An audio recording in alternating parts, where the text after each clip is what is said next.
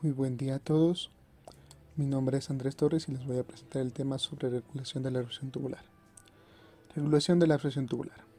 Debido a que es esencial mantener un equilibrio preciso entre la erosión tubular y la filtración glomerular, hay múltiples mecanismos de control nervioso, hormonales y locales que regulan la erosión tubular.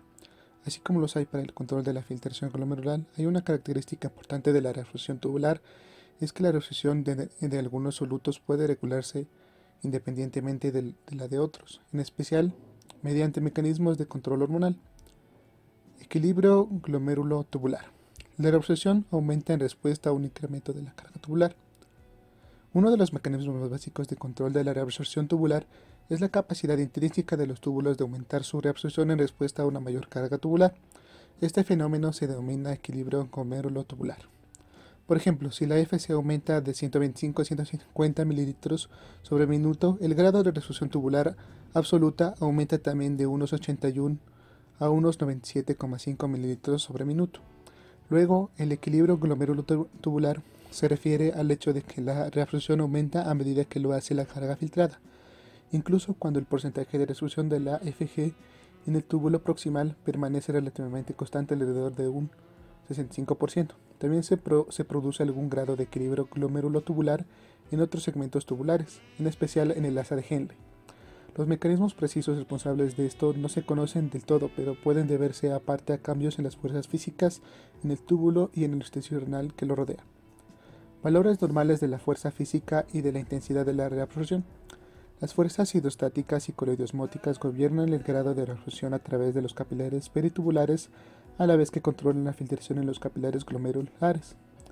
Los cambios en la reabsorción capilar peritubular pueden a su vez influir en las presiones hidrostáticas y coloidosmóticas del intersticio renal y finalmente en la reabsorción de agua y los solutos desde los túbulos renales. Valores normales de las fuerzas físicas y de la intensidad de la reabsorción. A medida que el filtrado glomerular pasa a través de los túbulos renales, más del 99% del agua y la mayoría de los solutos se reabsorben desde los túbulos hacia el intersticio renal.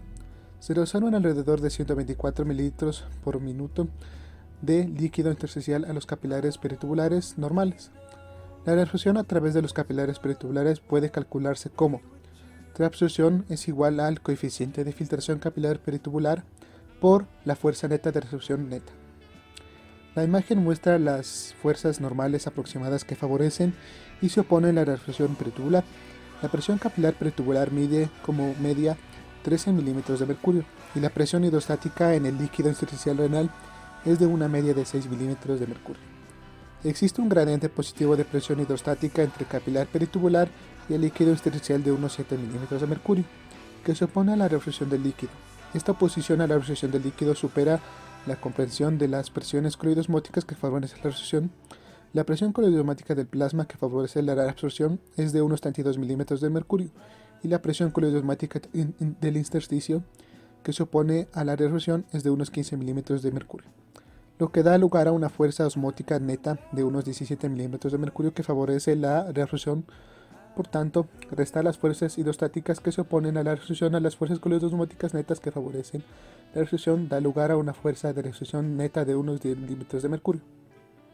Este valor es elevado, similar al encontrado en los capilares glomerulares, pero en dirección opuesta. Regulación de las fuerzas físicas en el capilar peritubular. Los cambios hemodinámicos renales producen cambios en la reabsorción capilar peritubular. Los dos determinantes de la reabsorción capilar peritubular que están influidos directamente por cambios hemodinámicos renales son la presión hidrostática y coloidosmótica de los capilares peritubulares. En el siguiente esquema tenemos un resumen de todo. En la primera tenemos que la presión hidrostática capilar peritubular disminuye la reabsorción. La resistencia de las arterias aferentes y deferentes aumenta la presión hidrostática capilar peritubular. La presión arterial aumenta la presión hidrostática capilar peritubular. En la segunda, la presión coloidosmótica capilar peritubular aumenta la reabsorción. La presión coloidosmótica plasmática arterial disminuye la presión coloidosmótica capilar peritubular. El factor de filtración aumenta la presión coloidosmótica plasmática. El coeficiente de filtración capilar peritubular aumenta la absorción. Presión hidrostática y coloidosmótica en el intersticio renal. Los cambios en las fuerzas físicas capilares peritubulares influyen en la reabsorción tubular.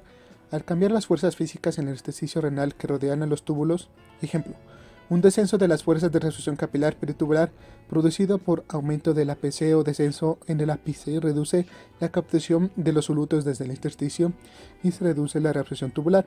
Una vez que los solutos entran en los canales intercelulares o en el intersticio renal mediante transporte activo o difusión pasiva, el agua pasa desde la luz tubular al intersticio por ósmosis. Por otra parte, una vez que el agua y los solutos están en los espacios intersticiales, pueden ser barridos a los capilares peritubulares o difundirse a través de las uniones epiteliales hacia la luz tubular.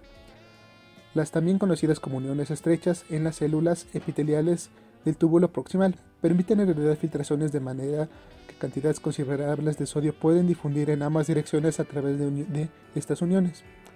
Con la intensidad normal alta de reabsorción capilar peritubular, el movimiento neto de agua y de solutos está dentro de los capilares peritubulares con poca retrodifusión a la luz del túbulo.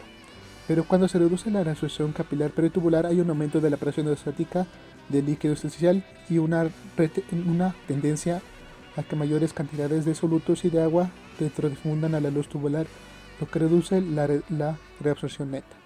Muchas gracias.